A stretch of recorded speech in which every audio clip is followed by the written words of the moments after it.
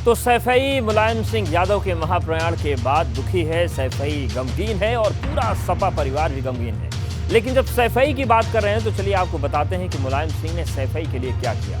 शिक्षा का केंद्र बना दिया सैफई को। सैफई को खेल से उन्होंने जोड़ा, इसके साथ ही साथ रोड कनेक्टिविटी दी एक्सप्रेसवे के जरिए और रेल लाइन से भी सैफई को उन्होंने जोड़ दिया। और सैफई महोत्सव हुआ तो पूरे देश ने देखा कि सैफई का रंग आखिर क्या है। सैफई को शिक्षा के केंद्र कैसे बनाया वो हम आपको बता देते हैं। नर्सिंग कॉलेज की स्थापना वहां पर कर दी। नर्सिंग कॉलेज के साथ ही साथ फार्मेसी कॉलेज भी बनाया और उसी सैफई में स्पोर्ट्स कॉलेज भी बना और लॉ कॉलेज भी सैफई को मिला। इसके साथ ही साथ फेरिस्त खत्म नहीं होती और government IIT UP medical science university भी सैफई में नेताजी ने स्थापित कर दी। खेल से कैसे जोड़ा नेताजी ने ये भी हम आपको बता देते हैं। इंटरनेशनल स्टैंडर्ड का क्रिकेट स्टेडियम सैफई को मिला। स्पोर्ट्स अथॉरिटी ऑफ इंडिया का जो ट्रेनिंग सेंटर है वो भी सैफई में है और राष्ट्रीय स्तर का स्पोर्ट्स कॉम्प्लेक्स भी सैफई में है, जिसमें hockey, badminton, volleyball, wrestling, swimming, football, kabaddi की विश्व स्तरीय सुविधाएं मौजूद हैं। तो ये गांव जरूर है सैफई, लेकिन बड़े बड़े महानगरों को फेल करता है और इसका पूरा श्रेय जाता है मुलायम सिंह यादव को। और अब बात करते हैं सड़कों पर गड्ढों के मायाजाल की, क्योंकि बदहाल होती सड़क पर धंसते एक्सप्रेसवे पर सवाल उठाते हुए मायावती ने सूबे की सरकार पर निशाना साधा। मायावती ने एक साथ 3 ट्वीट किए और कहा कि एक तरफ सरकार अमेरिका जैसी सड़कें बनाने का सपना दिखाती है और दूसरी तरफ टूटी हुई सड़कें मुंह चढ़ाती है।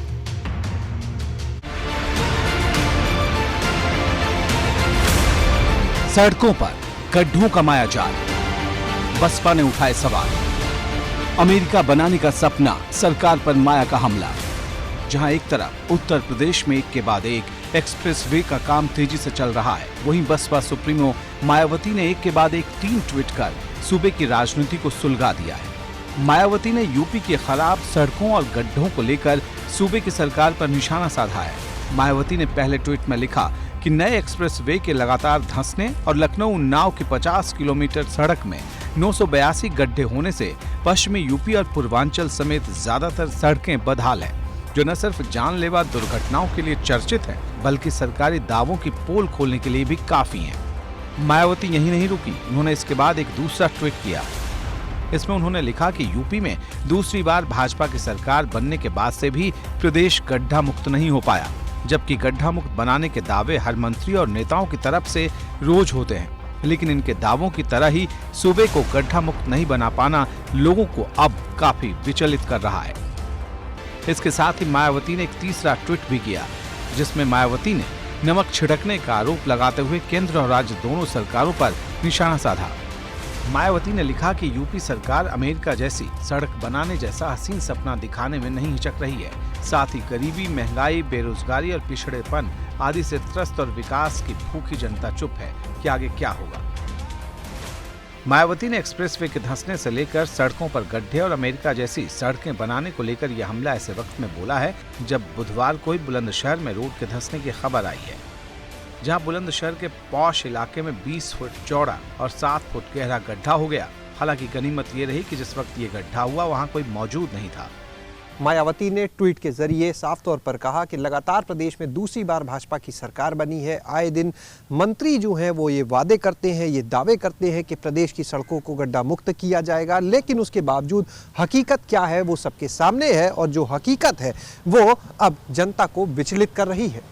मायावती ने अपने ट्वीट में लिखा कि एक्सप्रेसवे की जो सड़कें हैं वो दरकने लगी हैं, धंसने लगी हैं, जो हाईवे हैं वहाँ पर भी बड़े बड़े गड्ढे हो रहे हैं और इन सब के बावजूद भी सरकार यूपी की सड़कों को अमेरिका जैसा बनाने की बात करके कहीं ना कहीं धोखा देने जैसा काम कर रही है। लेकिन बड़ा सवाल यह है कि क्या उत्तर प्रदेश को इन गड्ढों से मुक्ति मिलेगी, क्योंकि हाल ही में बुंदेलखंड एक्सप्रेसवे के धंसने की भी कई तस्वीरें सोशल मीडिया पर वायरल हुई थी। तब कहा गया था कि एक्सप्रेसवे का उद्घाटन आनन फानन में तो नहीं कर दिया।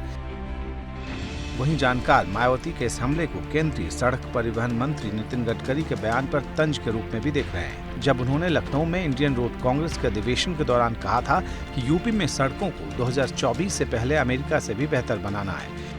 लेकिन जब पहले से बनी सड़कों में ये पता लगाना मुश्किल हो जाए कि सड़क में गड्ढे हैं या गड्ढों में सड़क, तो सवाल गंभीर हो जाता है, क्योंकि दुर्घटना का एक बड़ा कारण रोड का ठीक नहीं होना भी है। सड़क दुर्घटना में उत्तर प्रदेश का नंबर भी पहला है, जहां हर साल औसतन 20,000 लोगों की जान जाती है, लेकिन इसके बाद भी हालत में सुधार नहीं होता। ऐसे में सवाल है कि जो बात मायावती ने कही है, क्या उसके बाद भी सड़कों की सूरत बदलेगी? क्योंकि अमेरिका न सही, ठीक ठाक रोड भी बन जाए तो काम चल जाएगा।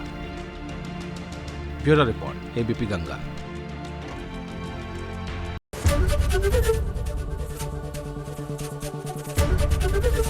एबीपी गंगा, खबर आपकी, जुबान आपकी।